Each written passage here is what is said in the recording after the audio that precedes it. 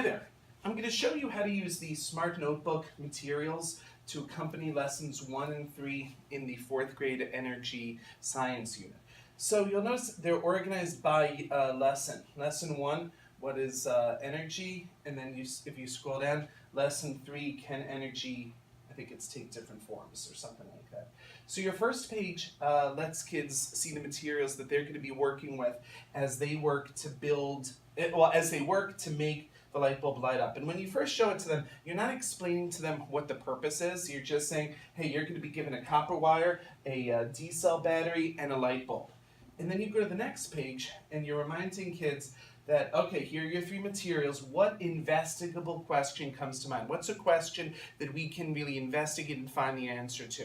And they'll do a little thinking. Maybe they'll figure out, okay, what do these have in common? Or why are we using these? Or what can we do? And eventually, some students should come up with the question of, oops, my smartboard needs to be aligned, I think. It sure does. The student will come up with the question of, how can I make the light bulb light up? And they'll come up with different ways of wording this. Maybe it's, how can I connect these together? But we really want to make sure that we're talking about making the light bulb light up. And so this is something you can just leave up on your smartboard while the students are working, while they actually have the materials in their hands and they're trying to make them light up. And then that brings us to, did it work?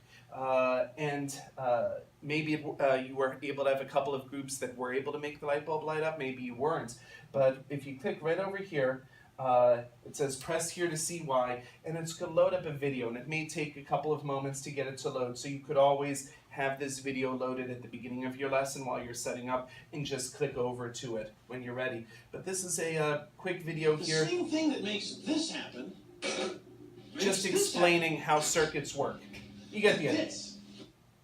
So we'll quit out of that. So you watch the video, you can discuss it with students, you come back here. And so your next page talks about lightning. We learned in this first experiment just about how you can connect a battery, a wire, and a light bulb together. But really, all electricity comes from static electricity. That's kind of the base that we're talking about with kids because it helps kids to understand how electrons flow around. So again, we can click right here on the lightning bolts, rather. That's what it says right here. I should have paid attention.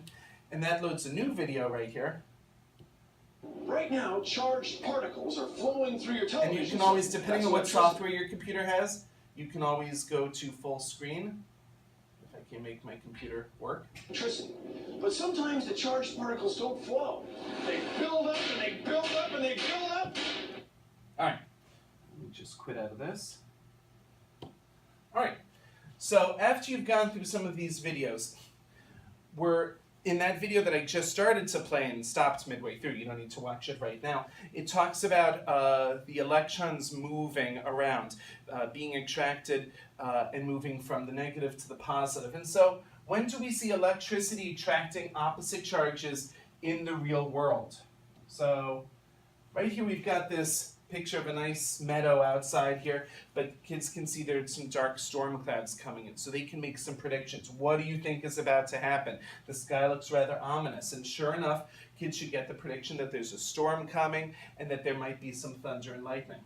So right off the bat, hopefully you can see that we've got a lot of negative symbols right over here. This is where a lot of the electrons are up in the clouds, and they're created because there's so much friction. As the air is moving, the clouds, they're rubbing together, they're generating those the electrical charge, the negative electrical charge. On the ground, there's certainly negative and positive charges, but we're focusing on the positive charges because the negative and the positive are being attracted.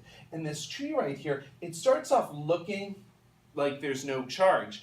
But once you start you can drag up some of these plus signs at the bottom of the tree just to show that the tree is full of those positive charges. And it's this plus sign right here, it's set to infinitely clone. So you just tap on it and drag it and it'll create as many positive charges as you want.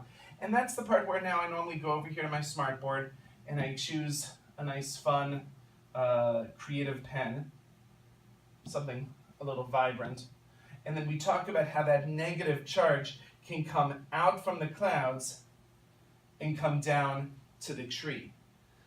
Remember that Let me undo that for a second. This is a great opportunity to talk about how electricity is really lazy. It doesn't want to go on a detour. We're not going to necessarily see an electrical charge coming here and going all the way to the ground over here. It's not necessarily going to come straight across. It's typically going to jump to its closest point. So that's why we'll see maybe this electron here or this electron coming right down to the tree. This next video, or I'm sorry, this next page shows kind of the same kind of thing. We still have these dark, ominous storm clouds, but this time we have people on the ground. And you can pose the question to kids, why don't these people want to be there? Well, we know that electricity is attracted, and it's also lazy. So our chances are that it's going to go from the cloud to the swing set because it's a little bit higher up, it's a little bit closer, it's the tallest thing in the area. But golly, these folks are really tall too, so an electron charge built up right over here in this cloud might come down, and we don't want that to happen.